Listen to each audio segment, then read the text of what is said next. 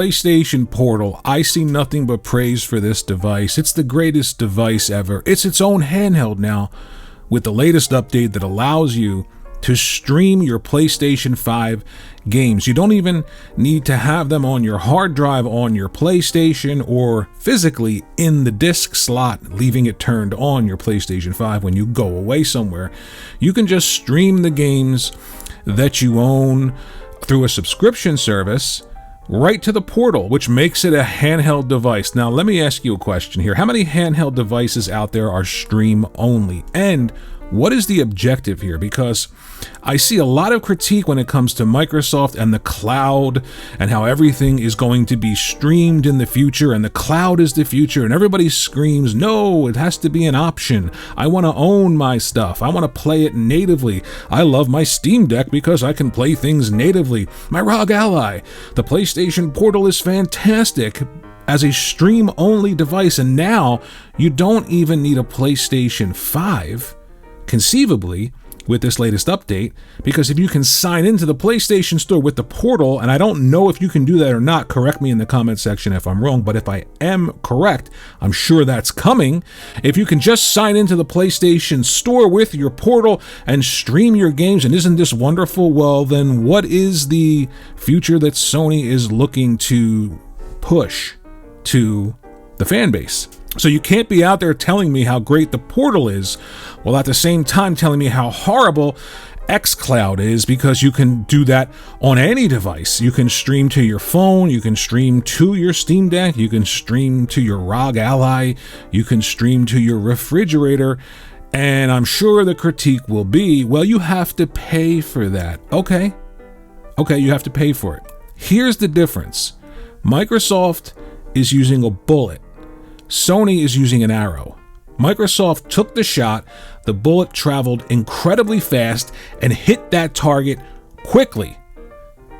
Sony shot an arrow, and it's taking a longer time to get to the target, but the target is the same. So explain to me the love for this streaming device if you're somebody who's all about owning physical media or even downloading a game natively to your hard drive and playing it in the best way possible. Now, I tested out PlayStation Plus, and if you notice, a lot of the classics, which is what I was excited about. I wanted to subscribe to PlayStation Plus for legacy software, but Dino Crisis started it. And you could say, well, it was Capcom, it wasn't Sony.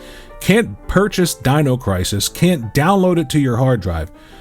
You have to subscribe to PlayStation Plus to then download it, okay? You can download it to your hard drive. But now you have the Resistance trilogy, Resistance 1, 2, and 3, PlayStation Plus Classics, great additions. But you can't play them natively. You can't download them to your hard drive. You have to stream them. Streaming's great though, isn't it? Portal, the beta update, stream everything. Well, I tested these games on a gigabyte internet speed network, and it's terrible. It is terrible. These games deserve so much more. And again, it's always a pivot to something else. Well, with xCloud, you have to pay. Well, it's PS3, so they can't get it working and they give it to you streaming. It's their job to create an emulator that allows me, you, anybody else who's into consuming their entertainment to consume it any way we want. And I want to download Resistance 1, 2, and 3 to my PlayStation 5, and I want to play them natively in the best way possible. But Sony doesn't want to spend the money to give me that emulator. Other people have created PlayStation 3 emulators, but why not Sony? Think about that. Maybe it's because they just want you to stream. They created a handheld device that is stream only. First, it started, the arguments that I heard first were, you need a PlayStation 5. Okay, $500 plus $200 for the portal, $700 right off the bat, so that I can take my games with me that I own digitally and stream them if I leave the PlayStation 5 on in rest mode at home and find a network on the go. Or I could put a physical disc in and leave it in the PlayStation 5 and only play that one game if that's the game I want to play because I own it physically, and I have to leave it in the disc to authenticate the license because it's not a digital download to the hard drive. So clearly they want everything to be a digital download.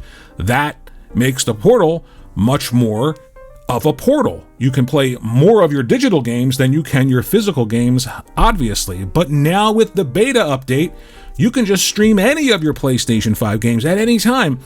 And the caveat is you don't have to pay for it, but with Xbox you do. How does that change the target? Microsoft's bullet hit that target very, very fast, and people don't like it because the cloud is not the best way to play video games. It's clearly an overestimation of a market when it comes to cloud because not many people are using it. Not many people are playing Assassin's Creed on their phones like this or with these weird contraptions with a giant controller for a console attached to it. Not many people are doing that, but it's going to be great because the portal now is allowing it to happen. The portal is a handheld now. It's a true handheld because you can't download anything. You can only stream, and you don't need a PlayStation 5 conceivably in the future because of this update.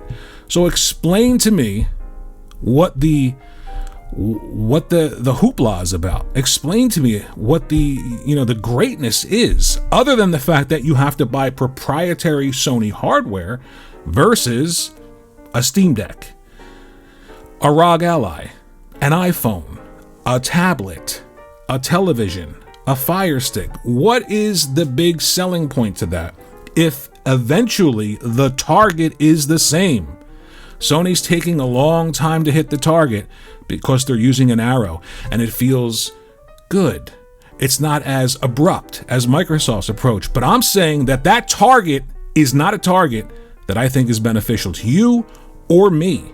And it's certainly not beneficial to playing video games in the best way possible. So I've never been sold on the portal. I've never owned a portal. And it's looking like Sony's vision is the exact same as Microsoft's. Why buy a PlayStation 6 if every single game on the store can be streamed to this amazing Sony proprietary device, the PlayStation Portal?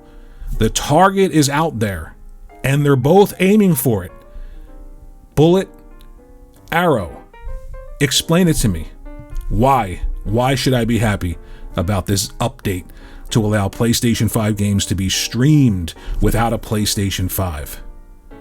And what is the difference beyond paying for it versus Microsoft offering all of that on any device, not just one that they create? I don't like streaming. I don't like cloud. I want to play games on a great native piece of hardware in the best possible way without worrying about any hiccup whatsoever. And I'm not getting that. And I've tested it, and it's still not great. So let me know what you think in the comment section below. If I missed something about this update or the portal that makes it fantastic, let me know in that comment section below. But be careful what you wish for, because it's the same target, and they're both aiming for it. Microsoft just hit it first. Thanks for watching. I'll see you in the next one.